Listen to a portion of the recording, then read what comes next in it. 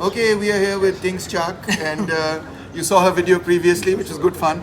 But one thing that we didn't cover is the internet in China. A lot of people in Pakistan think that, well, the Chinese, they banned Facebook, they banned Twitter. Do they ban Instagram as well? No? Yes. Okay. We ban everything. Everything. Ban. Anyway. But, so obviously you can't talk to each other, can you? Can you talk to each other on the internet, or what do you use? Yeah, no, we actually sit around and twiddle our thumbs, you know? We just stare at blank walls and watch the day pass. We have lots of apps. I mean, one of the things I think people forget is that most Chinese people speak Chinese and actually are not that interested in the Western social media or reading news or exchanging using English-dominated media. It's just not necessarily the case. So there's huge platforms that are developed. The main ones I would say are WeChat, which is part messaging app, part news app, part everything in your life app. Okay. And then you have Weibo, which is like mixed between Twitter and Facebook. Okay. And then a whole bunch of other apps on platforms where you can share videos, share messages, and there's a whole world of that. So show us. Okay. So let's start with WeChat. Show us what that is. WeChat is probably one of the more powerful things. I mean, so we have, it's a place where you can subscribe to news here. Okay. They have all my updates. It's almost like stories when you go into other apps. Okay. And then anything that I've subscribed to, they give you the updates. Okay. It is in English, but mostly in Chinese. Okay. That's one thing. Okay. You can. And then you can chat with people. You can chat with people. Okay. You also have it as your payment app. You can receive payment, send payment.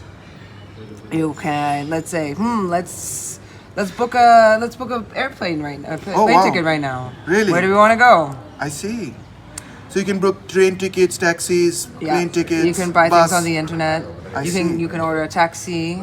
Okay. Everything is in one app. Exactly. And this is government controlled. No, it isn't. It's private. It's private. But government regulated. Okay. So who owns it then? I should forgot the name. Okay, that's fine.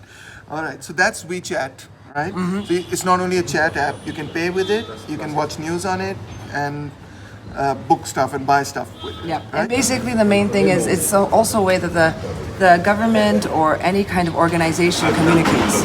So during the COVID pandemic, or at the height of it, this was extremely important because the country had created travel codes to make sure that, you know, if you've been to high risk area, medium risk area, low risk area, WeChat is the main area where you get to use when you scan when you go into, for example, a taxi or an airport or something like this. So this is the way that they were able to track and manage the COVID whenever there were outbreaks. So this was very, very important for crucial. Implementing policy, as well as information and exchange, and it makes life a whole lot easier. And pretty much everybody's on it? Everyone's on it. Okay. And pretty much you can't really live without it. I haven't touched, I think I told you the other day, I haven't touched like paper money in about 3 years. So I think that's 3 years. My God. So if you have to buy something from a street vendor, you go and scan. You can touch them now if you like. Just to know what it feels like. No, I don't miss it so much.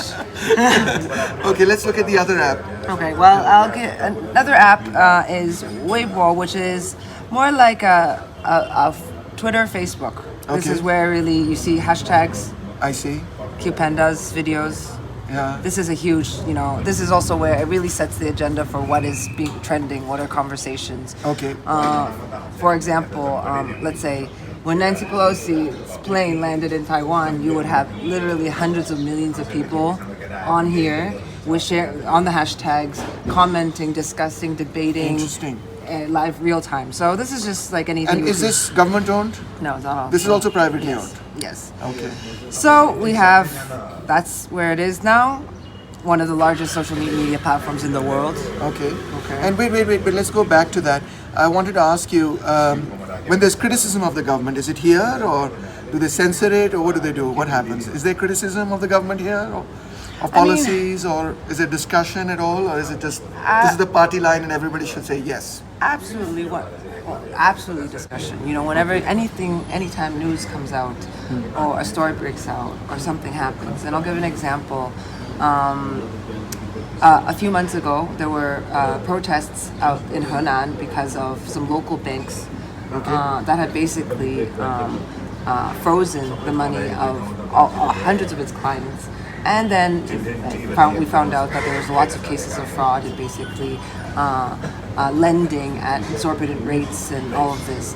And that kind of story comes out and breaks out, and it's all over the internet. I see. Maybe a few days later it quiets down, and there are restrictions about what kind of information, especially around fake news, is being shared or anything like that. And of course, I mean, there will be content that is censored. I think in any social media platform that is. Let's not pretend that Twitter, Instagram, and Facebook. No, there are community guidelines and other things like that. And there will be things that you cannot post or will be removed or that exists, absolutely. Okay. But when things break out, you will see it on the internet. I see.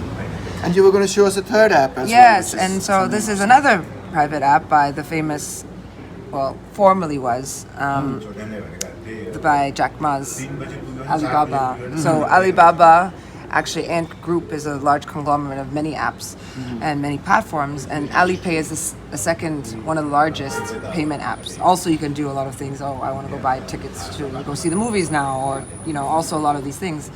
But one of the things I want to show is they have this great little app called Ant Forest. And basically, this was an initiative that started a few years ago. It's really to encourage, middle-class people who are in the cities and have some, disposable income, and to be a little bit more conscious about the environment. Okay, it's a little bit greenwashing. But what is interesting is they create this app. So basically, I took here's me taking public transportation, and I can feed my tree. And this is a tree that's a real tree that's planted somewhere. This is the grams of carbon dioxide that I save from entering. I see. So they basically, because I went walking the other day. Right. Okay, and then you put that into the tree. Yeah, and the tree, and the thing is, why I'm only talking about this is not just they make it a game that can attract a sort of middle class, to say that they feel good in doing something. But this was actually a huge effort during the whole poverty alleviation campaign, where literally, I think about 400,000 people were hired to do tree planting in the countryside, especially in the deserts. And this was a big part of the sort of ecological restoration plus job generation for the program around kind of working with the government program of anti-poverty. So that's just one of the ways I think it's clever of how to engage sort of young people. It's a very small thing. This is not going to solve the world's problems, but it's one step in the right direction, I guess. Well, folks, you heard it here. Now you know that what WeChat is and what Weibo, how do you say that? Weibo is. And most Chinese people naturally communicate on this because they speak Chinese, and the other platforms such as Facebook and Twitter and Instagram are mainly English-based platforms. And one very important thing that I think we forgot to mention, but it's very important for people to realize, is that Facebook, Twitter, and Instagram, and these other platforms that are more used in Pakistan, these are not, public information services. These are private corporations, and when they enter into other countries, obviously, they have to have some sort of an agreement with other countries, as they do with respect to Pakistan as well. And in countries that have their own apps, I suppose, such as, and a whole system of apps, in fact, such as China, and given the fact that there is that language barrier, we can understand why the Chinese prefer to use WeChat and Weibo. Did I say that right now? Weibo. But almost there. I'm getting there. I'm still murdering some Chinese. No, not people. The language. But I'm getting there. Thank you so much. Thank you. Thank you so much.